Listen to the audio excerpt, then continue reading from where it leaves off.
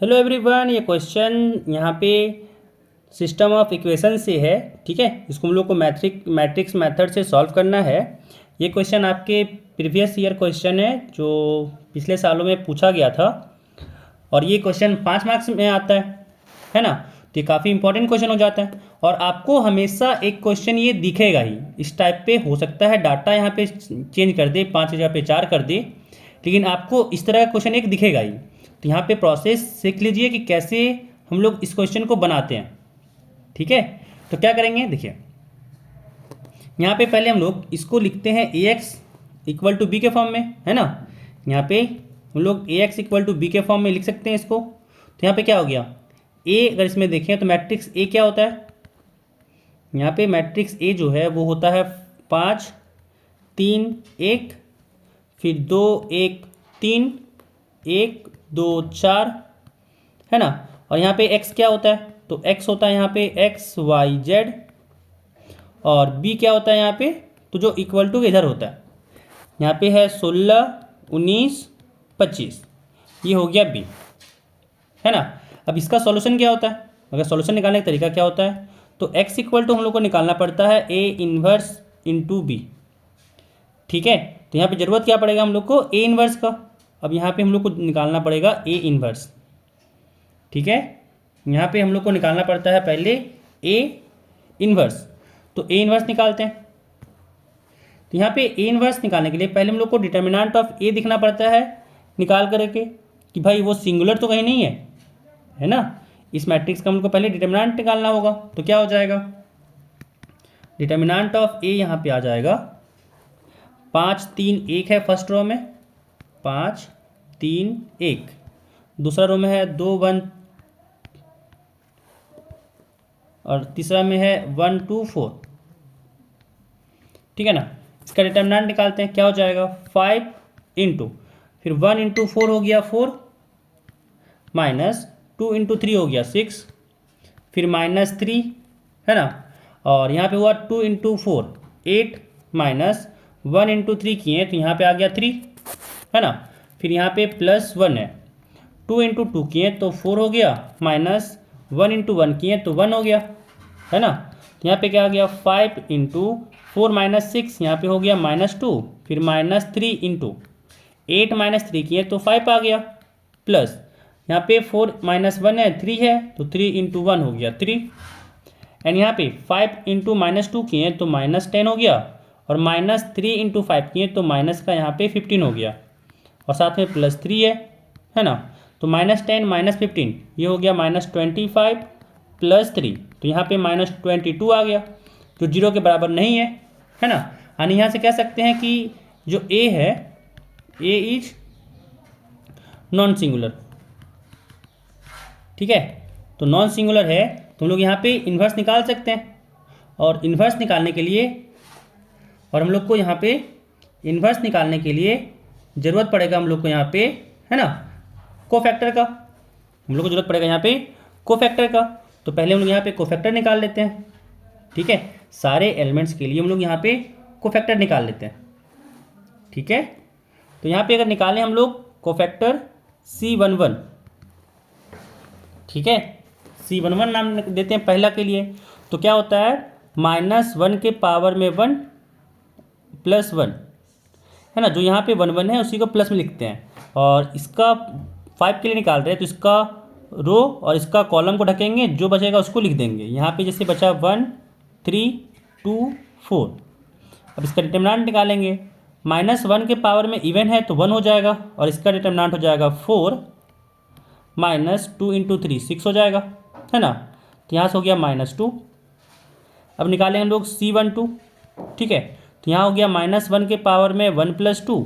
अब डिटर्मिनेंट किसका निकालेंगे, तो 3 के लिए ढको, 3 के लिए इसका कॉलम, इसका रो। तो यहाँ बचा 2 3 1 4, 2 3 1 4 बचा, एंड यहाँ पे क्या आ गया, तो -1 के पावर में 1 प्लस 2 है जो 3 होता है ना। और -1 के पावर में 3 हो गया -1।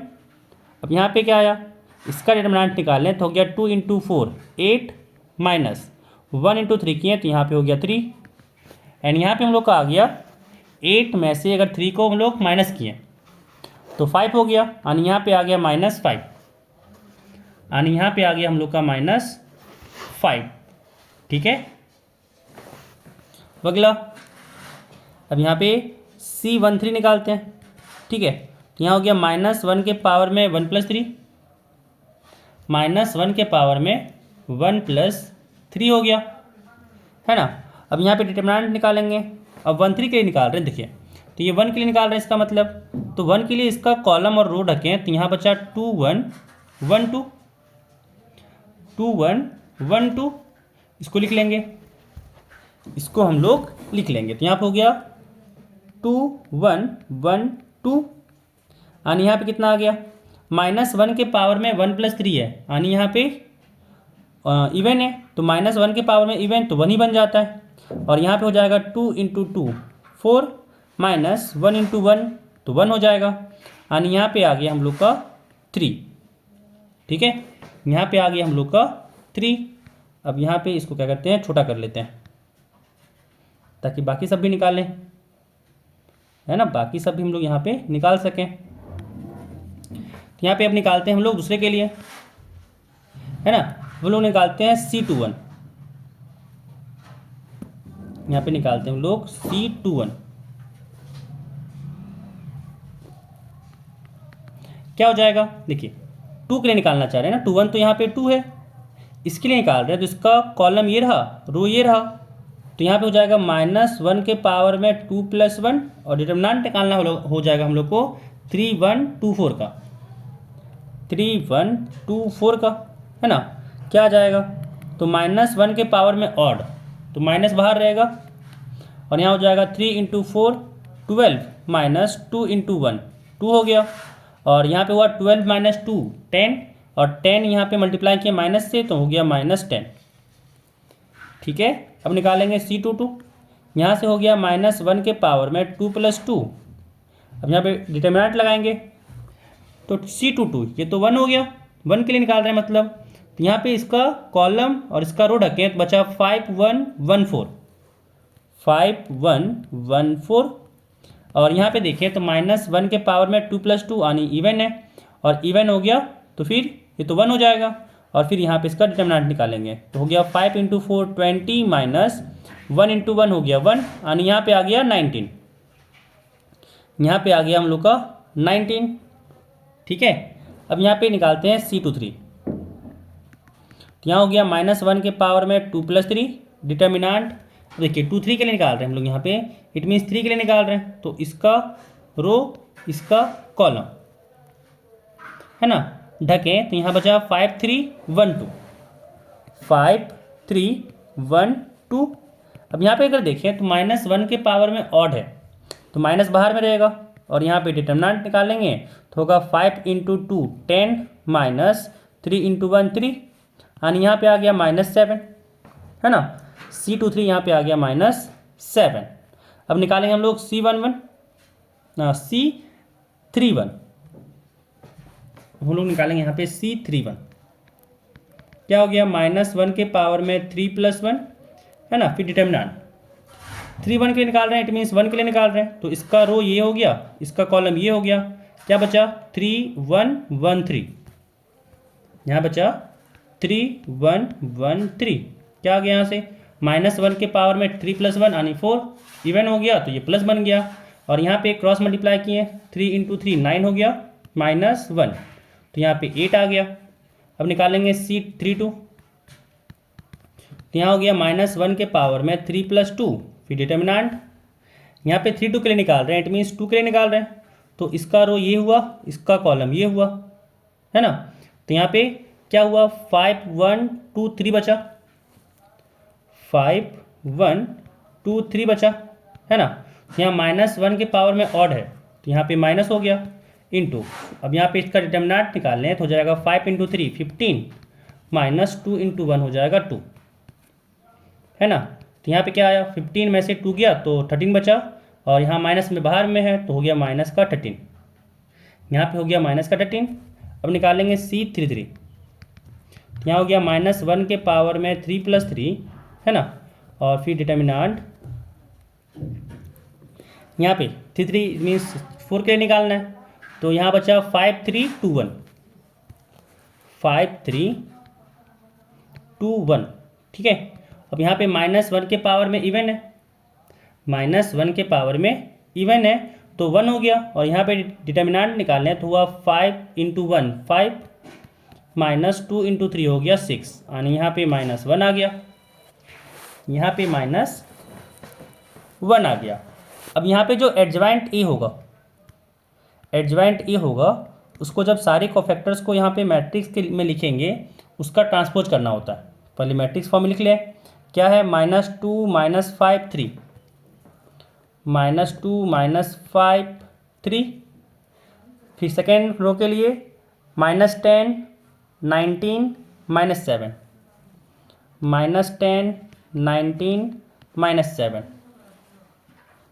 अगला क्या है, तो 8 -13 -1, 8 -13 -1, ठीक है। इसका करना है हम लोग को ट्रांसपोज, ये हो जाएगा हम लोग का एडजॉइंट ऑफ ए। क्या आ गया, तो -2 -5 3 -10 -10, फिर 19 -10 19 -7, फिर यहाँ पे आ गया 8 -13 -1, है ना। तो ये हो गया हम लोग का एडजॉइंट ए। अब निकालना है ए इनवर्स, तो ए इनवर्स के लिए फॉर्मूला क्या था, ए इनवर्स के लिए फॉर्मूला होता है determinant of A into adjoint of A, है ना।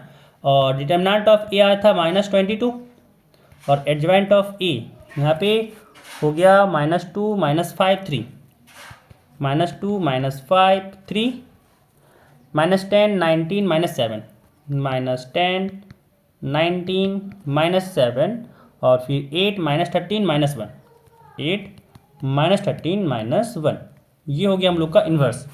अब x के लिए क्या बताए थे, x के लिए बताए थे कि a इन्वर्स b होता है ना, a इन्वर्स b होता है, तो इन दोनों का मल्टीप्लिकेशन चाहिए।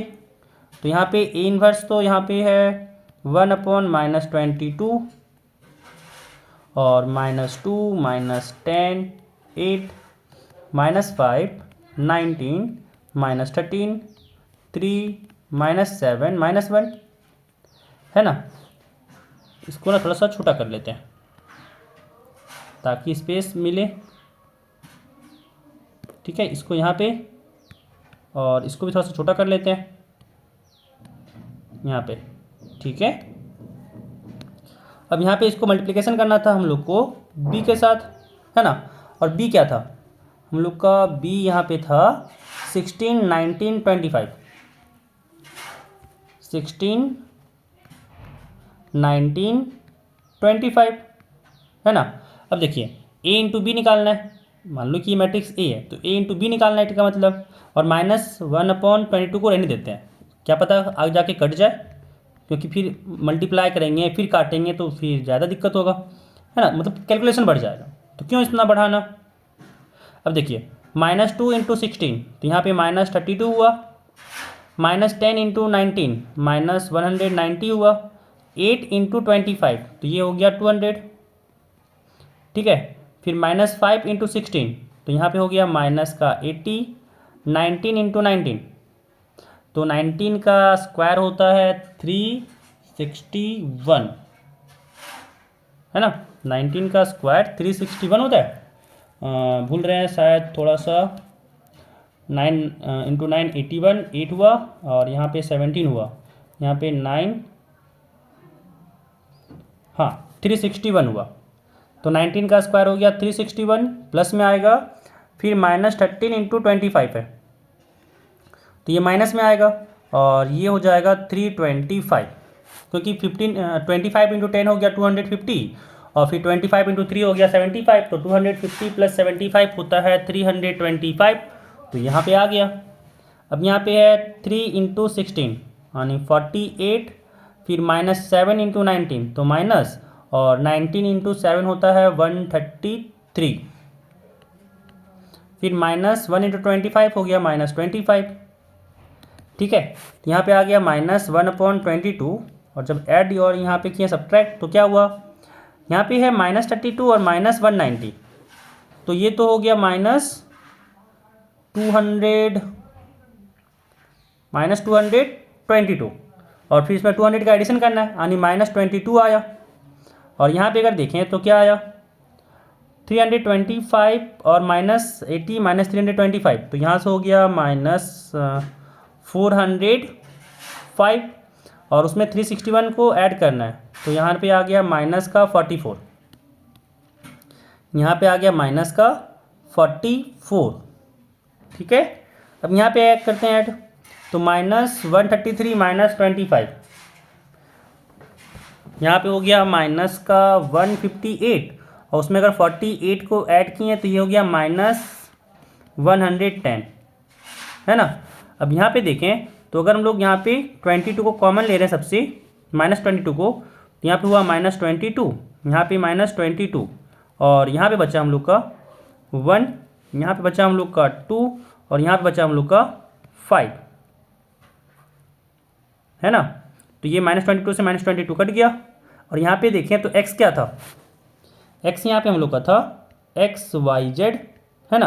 अब दोनों को इक्वेट किए तो x इक्वल टू यहाँ पे हो गया 1, y इक्वल टू हो गया 2 और z इक्वल टू हो गया 5, और यही हम लोग का सॉल्यूशन जो चाहिए था ये निकल गया। ठीक है, तो लिख देंगे this is the required solution, required value of XYZ जो भी लिखना हो। ठीक है, तो यहाँ पे ये क्वेश्चन कंप्लीट हुआ।